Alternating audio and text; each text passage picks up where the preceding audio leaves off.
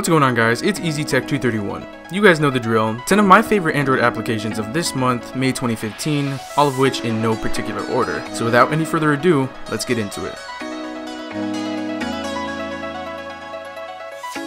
First app on hand is an old friend. I've been using this app for years and it's definitely my favorite standalone photo editor on the market. Snapseed is probably the easiest way to edit your photos and make them look extra crispy. The app lets you change pretty much everything about the photo with options such as details, selective adjust, spot repair, and a lot more. Within each setting, you'll find multiple subsettings which you can access and adjust easily just by swiping the screen. There are also a bunch of pretty sweet filters like lens blur, grainy film, HDRscape, and more. Just recently, the app got a pretty heavy material design overhaul and it looks miles better than the older version. Snapseed is easily one of the most in-depth photo editors, but at the same time, it maintains a very user-friendly experience.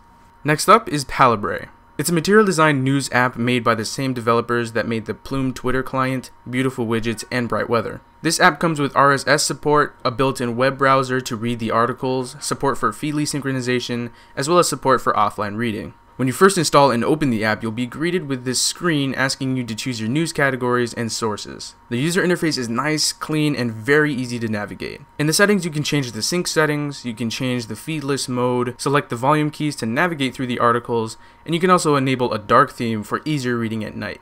As a Feedly and Flipboard user, I see Palabre as a very nice alternative. I'll be keeping this one around for a long time.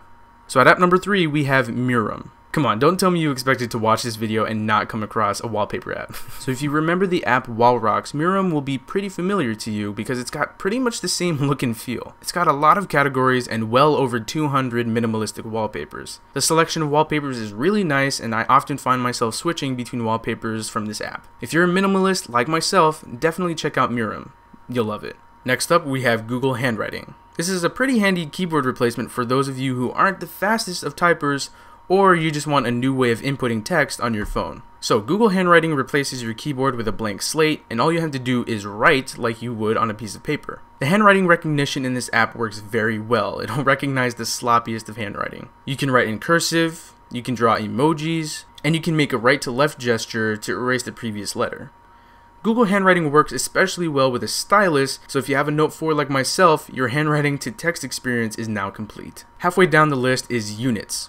With Units, you can convert pretty much anything. You can convert the basics like length, acceleration, and temperature, and you can also convert the more complicated categories like current, frequency, density, radiation activity, and a lot more. The UI is extremely clean and each category has its own color. So definitely give Units a shot if you're looking for the Swiss Army knife of unit conversion apps because it's so simple yet so complex.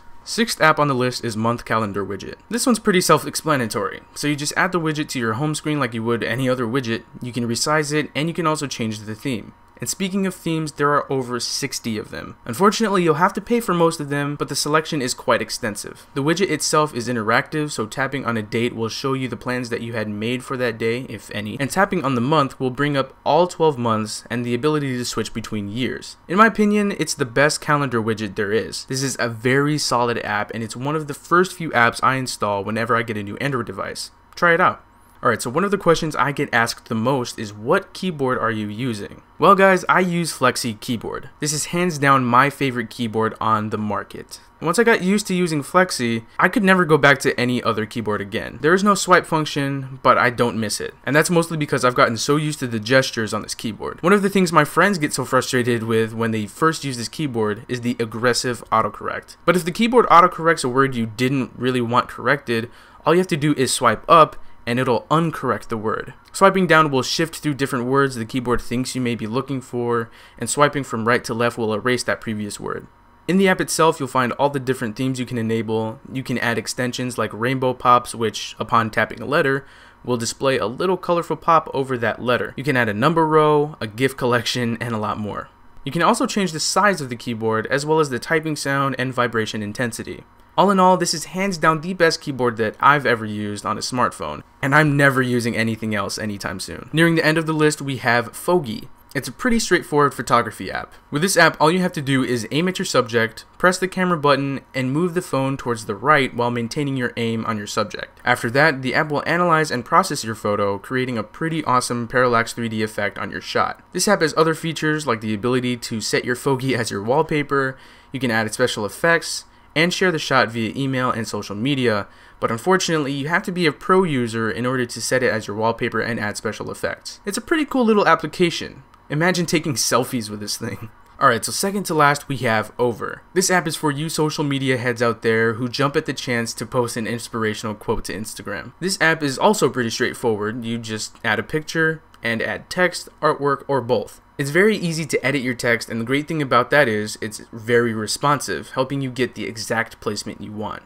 This app does have some in-app purchases that include more artwork and font packs. So for all of you mobile photographers out there, go ahead and pair your favorite photo editing app with Over to add some nice text and artwork to your shots. So last but not least, we have Flinks. This is one of the most useful tools you can find on the Google Play Store. Continuing this trend of simple apps, Flinks gives you the ability to load up on web links without leaving your current app. So how does this work? Say you're scrolling through Twitter, for example, and you come across a link you want to see, but you don't want to leave your current position in Twitter. Well, as long as you have Flinks set as your default app for opening links, tapping on the link will toss that link into the Flinks bubble and keep you in Twitter. You can tap on multiple links and they'll just pile up into that little bubble until you're finally ready to read them. So tapping on the bubble will bring up a very familiar looking interface. Yeah, it looks like Facebook Messenger, right? Yeah. This is where you'll be able to browse through the links that you tapped on, and look, you still haven't left Twitter, because this app has its own built-in browser. Flinks makes it super easy to share your links and save them from reading later. It makes browsing the web more enjoyable and much more convenient.